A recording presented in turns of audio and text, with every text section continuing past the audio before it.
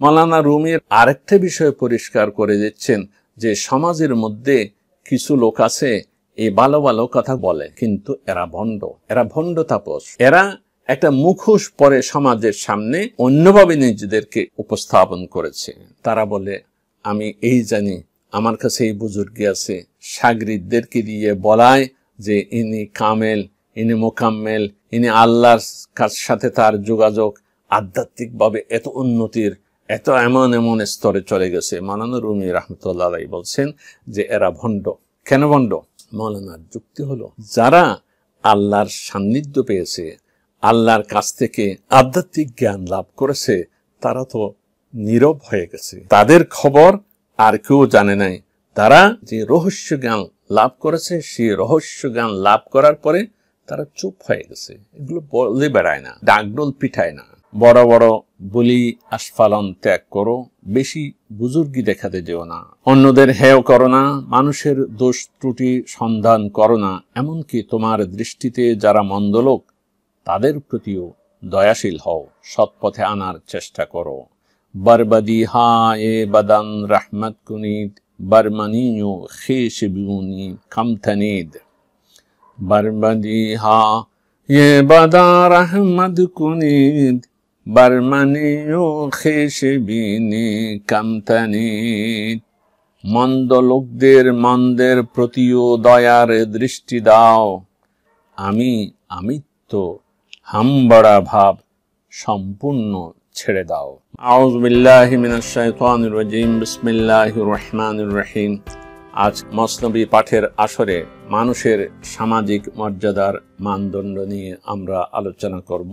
মানুষকে সৃষ্টি করার পরে আল্লাহ পাক সুবহানাহু ওয়া তাআলা যখন ফেরেশতাদের আদেশ দিলেন যে তোমরা সবাই আদমকে সিজদা করো, সব ফেরেশতারা আল্লাহর হুকুম পালন করেছিল। একমাত্র ইবলিস সেই আদেশ পালন করে নাই। তাকে বলা হলো, তুমি কেন আমার হুকুম অনুযায়ী আদমকে সিজদা করলে না? তার জবাবে যুক্তি দেখিয়েছিল, বর্ণগতভাবে আমি আদমের চাইতে শ্রেষ্ঠ। আদমকে মাটি থেকে তুমি সৃষ্টি করেছো, আর আমাকে আগুন থেকে সৃষ্টি করেছো। আগুনের গতি হলো ঊর্ধ্বমুখী হওয়া, আর মাটির গতি হলো নিম্নমুখী হওয়া। যার ধর্ম ঊর্ধ্বগতি হওয়া, সে কোনোদিন নিম্নগতি যার ধর্ম, তার সামনে সিজদায় অবনত হতে পারে না।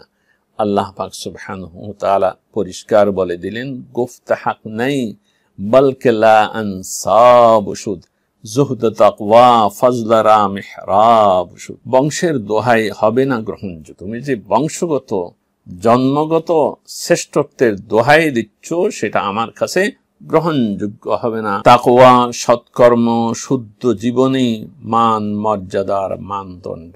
আমার কাছে মানদণ্ড হলো এটি, তাকওয়া, সৎকর্ম এবং পরিশুদ্ধ জীবন। আল্লাহ পাক সুবহানাহু ওয়া তাআলা কোরআন মাজিদে এই বক্তব্যটি অত্যন্ত জোরালোভাবে, যৌক্তিকভাবে পেশ করেছেন। ফাইজা নুফিখা ফিস-সূরি ফালা আনসাবা বাইনাহুম ইয়াওমাইযিন ওয়ালা ইয়াতাসাআলুন। যেদিন সিংহায় ফুৎকার দেয়া হবে, সেদিন পরস্পরের মধ্যে আত্মীয়তার বন্ধন থাকবে না। এক সিংহার ফুৎকারে দুনিয়া তছনছ হয়ে যাবে। আবার যখন এই ইসরাফিলের সিংহায় ফুৎকার দেয়া হবে, তখন সব কিছু জীবন্ত হবে, হাসরের ময়দানে সবাই উপস্থিত হবে। এবং যেদিন সিংহায় ফুৎকার দেয়া হবে, সেদিন পরস্পরের মধ্যে আত্মীয়তার বন্ধন থাকবে না এবং একে অপরের খোঁজ খবর নেবে না। সূরা মুমিনুন আয়াত 101। মাওলানা রুমি রাহমাতুল্লাহ আলাইহি মানব জীবনের এই স্তরটির কথা স্মরণ করিয়ে দিয়ে বলছেন, আল্লাহর কাছে মুক্তি পেতে হলে এই বংশ গৌরব বা বংশীয় পরিচয় কোনো কাজে আসবে না। অপর আয়াতে আল্লাহ পাক সুবহানাহু ওয়া তাআলা পরিষ্কার করে ঘোষণা করেছেন, ইন্না আকরামাকুম ইনদাল্লাহি আতকাকুম ইন্নাল্লাহা আলিমুন খাবীর। নিশ্চয়ই আল্লাহর কাছে তোমাদের মধ্যে সেই ব্যক্তি অধিক সম্মানিত যে তোমাদের মধ্যে অধিক তাকওয়ার অধিকারী। সূরা হুজরাত আয়াত 13। এমনকি জ্ঞান, গরিমা, ডাক্তার, বুদ্ধিজীবী, আলেম, বড় মনীষী, বড় পণ্ডিত, এগুলোরও কোনো বিচার বিবেচনা আল্লাহর কাছে হবে না। বরং আল্লাহর কাছে বিচার্য হলো তোমার তাকওয়া আল্লাহকে তুমি ভয় কতখানি করো এবং তোমার জীবনে আল্লাহর ভয়ের প্রভাব কতখানি, এবং শুদ্ধ জীবন আল্লাহর ভয়ে তুমি যাপন করেছো কিনা। মাওলানা রুমি রাহমাতুল্লাহ আলাইহি বলছেন যে মানুষের রক্তের এবং বংশের একটা ঐতিহ্য অবশ্যই আছে মানুষের জীবনে, কিন্তু এই যে তাকওয়া, এটারও একটা উত্তরাধিকার আছে। যে মানুষ যে তাকওয়া অবলম্বন করবে, দ্বীনের পথে চলবে, আল্লাহওয়ালা হবে, ঈমানদার হবে, এইটাও কিন্তু এমনি আসে নাই। মাওলানা রুমি রাহমাতুল্লাহ আলাইহির বিশ্লেষণ হলো, বালকি ইন মিরাসায়ে আম্বিয়াস ওয়ারিসে ইন জানহায়ে আতকিয়াস, বরং এ উত্তরাধিকার নবী রাসূলগণের অবদান। এই যে তাকওয়ার উত্তরাধিকার, মানুষ যে তাকওয়া লাভ করে, অথচ এই তাকওয়াটাও ওয়ারাসাতি, উত্তরাধিকার সূত্রে পাওয়া। এই নবী রাসূলগণের যে তাকওয়ার যে সম্পদ দুনিয়াতে রেখে গেছেন, সেটা কে লাভ করবে? শুধুমাত্র ওই লোকই লাভ করবে যাদের মন পবিত্র, তাকওয়ার অধিকারী যারা, তারাই শুধু লাভ করবে। যাদের মন পবিত্র, কলুষতা মুক্ত, আল্লাহর ভয় ও রহমত লাভের আশার মাঝখানে যাদের জীবন পরিচালিত।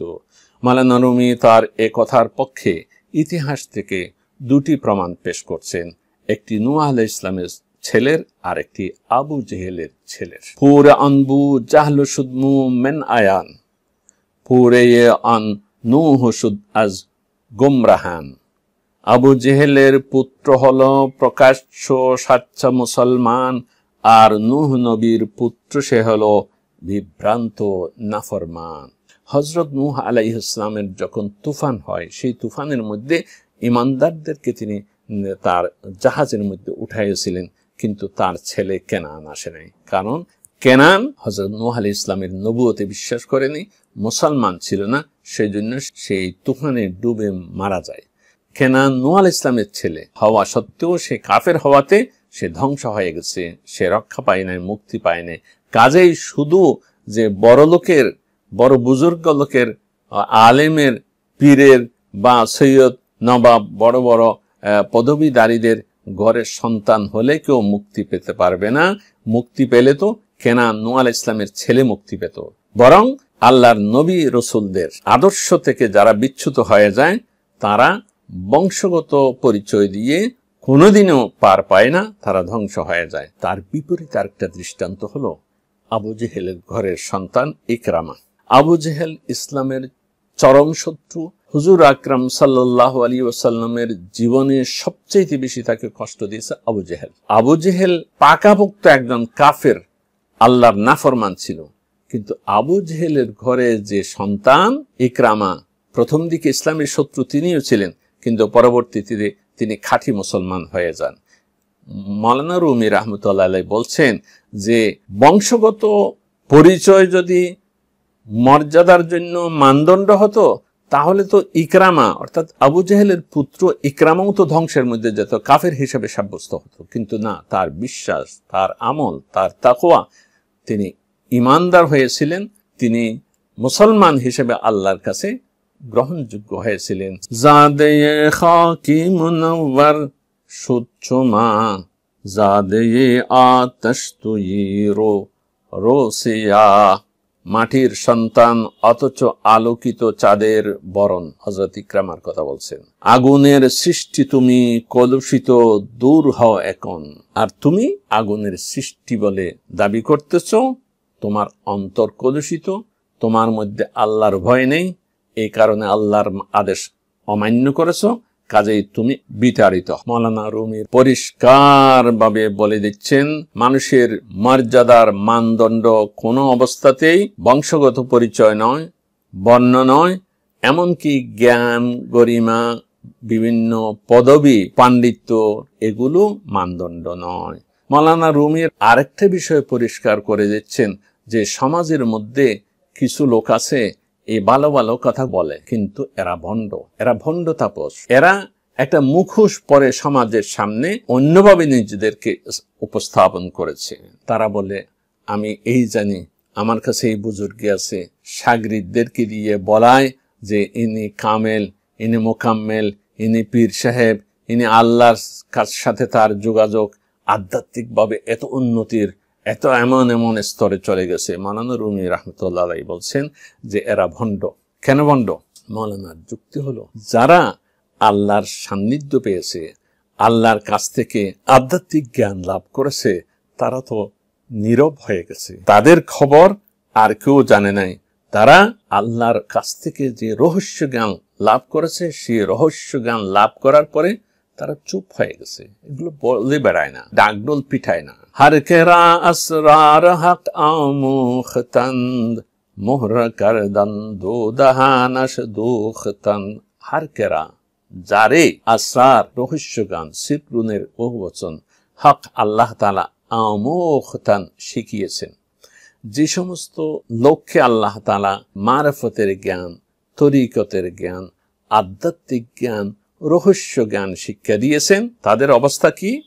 মোহর কারদান, তাদের মুখে তালা লাগিয়ে দিয়েছেন। তারাই আমার ভিতরে এই আছে, এই আছে, আমি এরকম বুজুর্গে আছে, এগুলো আমার কাছে আসো, এগুলো তারা বলে না, এবং অন্য কেউ এই কথাগুলো বলার জন্য তারা সুযোগ দেয় না। মোহর কারদান, মোহর মানে হলো মোহর করে দেওয়া। মোহর শব্দটা ফার্সি শব্দ, মোহর মারা, আমি এখানে তালা হিসাবে উল্লেখ করেছি। ওয়া দাহানাস, এবং তার দাহান মানে মুখ, দোখতান সিলাই করে দিয়েছেন। মোহর মারা, কোনো কিছু মোহর মারলে যেমন ভিতর থেকে আর কিছু বের হয় না, এবং সিলাই করে দিলেও সেটা আর খুলতে পারে না, তাদের অবস্থাও সেরকম। যারা রহস্য জ্ঞান লাভ করেছে, আল্লাহর সান্নিধ্যের জ্ঞান লাভ করেছে, কিছু আধ্যাত্মিক যোগাযোগ আল্লাহর সাথে যাদের হয়ে গেছে, তারা এগুলো বলে বেড়ায় না। কাজে যারা বলে বেড়ায়, মাওলানা রুমি রাহমাতুল্লাহ আলাইহির যুক্তিটা হচ্ছে, যারা ডাকডোল পিটায়, বলে বেড়ায়, তারা আসলে ভণ্ড, ওখানকার খবর পায় নাই। যারা আল্লাহর রহস্য জ্ঞান আয়ত্ত করেছে, তাদের মুখে তালা, জবান সম্পূর্ণ বন্ধ হয়েছে। মাওলানা রুমি রাহমাতুল্লাহ আলাইহির সর্বশেষ উপদেশ হলো, বড় বড় বলি আস্ফালন ত্যাগ করো, বেশি বুজুর্গি দেখাতে যেও না, অন্যদের হেয় করো না, মানুষের দোষ ত্রুটি সন্ধান করো না, এমনকি তোমার দৃষ্টিতে যারা মন্দ লোক তাদের প্রতিও দয়াশীল হও, সৎ পথে আনার চেষ্টা করো। বরবাদি হা এ বাদান রহমত কুনিদ, বরমানিও খেশ বিউনি কামথানিদ। বরবাদি হা ये बदा रहमत कुनीद, बरमनियो खेश बीनी कमतनीद। মন্দ লোকদের মন্দের প্রতিও দয়ার দৃষ্টি দাও, আমিত্ব হামবড়া ভাব সম্পূর্ণ ছেড়ে দাও। মাওলানা একটা যুক্তি এবং মানদণ্ড দিয়েছেন, যারা রহস্য জ্ঞান পেয়েছে, তরিকতের, তাসাউফের, ইরফানের প্রকৃত শিক্ষা পেয়েছে, তাদের মুখ বন্ধ হয়ে গেছে, তারা এগুলো মানুষের কাছে বলে বেড়ায় না, বরং তারা জীবনে এবং মনে একমাত্র আল্লাহর মহব্বত এবং তাকওয়া লালন করে, তার ভিত্তিতে জীবন পরিচালনা করে। আল্লাহ পাক সুবহানাহু ওয়া তাআলা আমাদেরকে আল্লাহর সেই তাকওয়ার জীবন দান করুন, সেই উপলব্ধি দান করুন, তার আলোকে আমাদের মন ও জীবনকে আলোকিত করুন। আজকে এখানে শেষ করছি। ওয়া আখিরু দাওয়ানা আনিল হামদুলিল্লাহি রাব্বিল আলামিন।